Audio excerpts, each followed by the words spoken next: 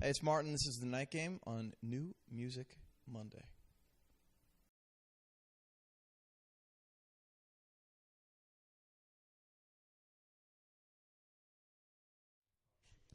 Just started, like for me, it started, I was making music for other people. Guys, I'm doing a fucking interview. Yeah. The interview has begun. Who would like to start that over, Angel? Yes, I would. Thank you. Bro, I was so rudely interrupted by my own guys. Awesome. Yes, please do. Go ahead and ask me again. Tell me about the genesis of the Night Game. Genesis of the Night Game. I was making music for other people. I wasn't really super, feeling fulfilled, Like, it's, like I said, music industry is a little bit more, a little bit more substantial, sustainable financially, but I miss singing, man. I've been quoted saying this a couple times, but there's a version of, there's the kid, man, looking in the mirror with the guitar, you know what I'm saying? I've been quoted saying that a couple times when I'm talking about why I decided to make this record, but he's got the guitar on and he's posing and he's like, I'm going to sing, and I lost that guy along the way because I started being focused on kind of the business aspect of it and writing the biggest pop song possible or something like that, and stopped telling the truth and stopped telling my story. I was telling other people's stories and I missed my story, and I don't know, I was wearing sweatpants all the time, I was wearing sweatpants every day, and I looked at myself one day in the mirror and I was wearing a tracksuit, and I'm just like, oh, dude, I just got to get on stage, I just missed playing. I missed it. So I get so much life from touring and being in a new city every day. It's how I came of age in a van, and so decided to make a record. And I was pretty depressed when the record kind of making started. It was kind of staring at the wall, and smashed a couple keyboards, and I think I broke the computer at one point. But slowly I started to love music again, slowly I started to find, why, because it was sort of either I'm going to quit and, I don't know, go do something else. Since I was 3, I've always just been oh, I'm going to play music, I'm going to sing music, and there was, this break right before making the Night Game record where I was like, maybe I should do something else, and, because I'm not happy anymore.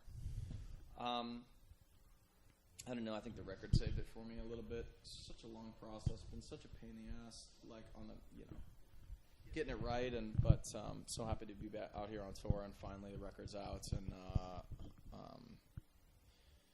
it felt really, really, really good to make something real and true, and just attempt to do my best to disconnect from the results, and from what people think, and just say this is the thing that I wanted to make, and if you like that, that's cool. If you're down for the ride, hot. If not, it's cool too. Just, you can listen to something else. Last year you toured with, you opened for John Mayer. Got me thinking, what other big bands, or what would be your dream band to open up for? You're asking me the dream band to open up for question? Yeah. I've probably answered this question 150 times. Oh, God. Maybe 200. Okay. You can do better, Angel. Of course. Well, last year you did a cover of a Michael Jackson song, and Hell yeah. I mean, what would be another song you would like to cover for? Man, we're doing a couple tonight. Some fun ones. We're doing I know, I like when you do kind of you make a song turn into another song, you know what I mean? So we're doing Annie Lennox's "Oh No More I Love You" is a sort of forbidden territory, you know what I mean? Things people aren't really covering. Doing REM, End of the World as We Know It, which I put out, which is cool.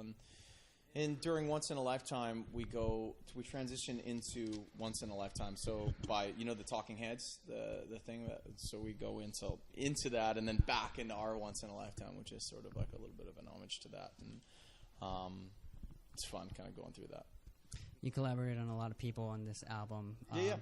Kieran, Caroline, Francois. I mean, Yep. What, in your mind, what would be a perfect collaboration for the Night Game?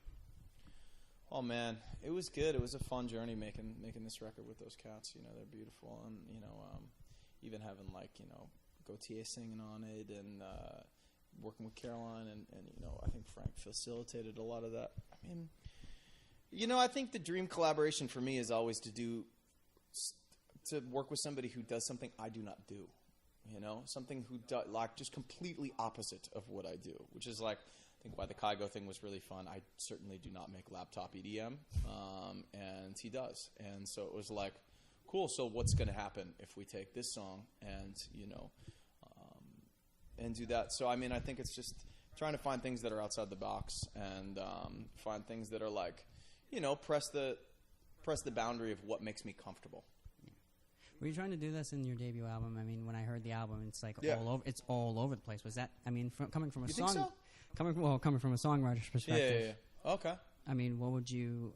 Was that the plan? I mean, I think there's a through line. I think that like certainly you have the kind of wink at the end with Back in the Van, like the like sort of JK sort of moment. You know what I mean? Where it's like sounds like Randy Newman, and then you have like the slightly serious, more depressed songs like The Photograph and Summerland, the deep nostalgia, Coffee and Cigarettes, and the ones that are a bit like longing for love and finding. I think the themes are kind of dictate how the songs sound. Like the theme of the lyric dictates kind of like where it went, and then the songs that are a little bit more uppity, like Do You Think About Us and Bad Girls, and even The Outfield is sort of like.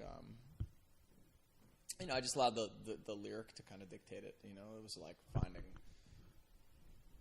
the melody and the lyric at the same time and allowing it to be what it was. Honestly, I didn't really think too much about like brand or through line, or it was just like, how do I make this song sound as great as possible, and how do I tell the truth?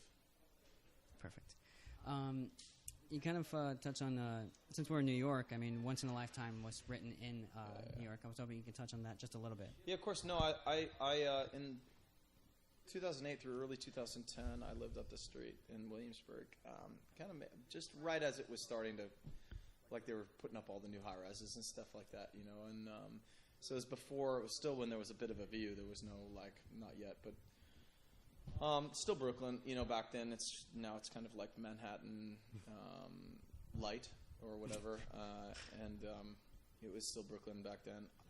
I was kind of the darkest moment of my life, honestly. I was just, self-destructing and really hard to get me out of the apartment. Like if I was going to play a show or something, somebody had to physically kind of pull me out of the house, and I'm not really proud of that or at that time, but.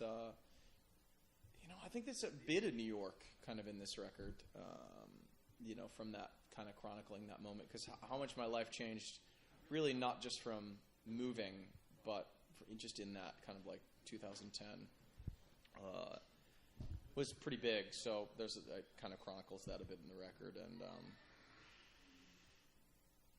I don't know that I miss it. I mean, we were talking about it earlier before off camera that like, You'd rather play Omaha. Yeah, I'd rather play Omaha, Nebraska, than play, New York or LA or London or San Francisco or Chicago. But, it's interesting. It's like you said that like LA is like a shitty heaven, and New York is like at least a fun hell, and I definitely was in hell when I was living here.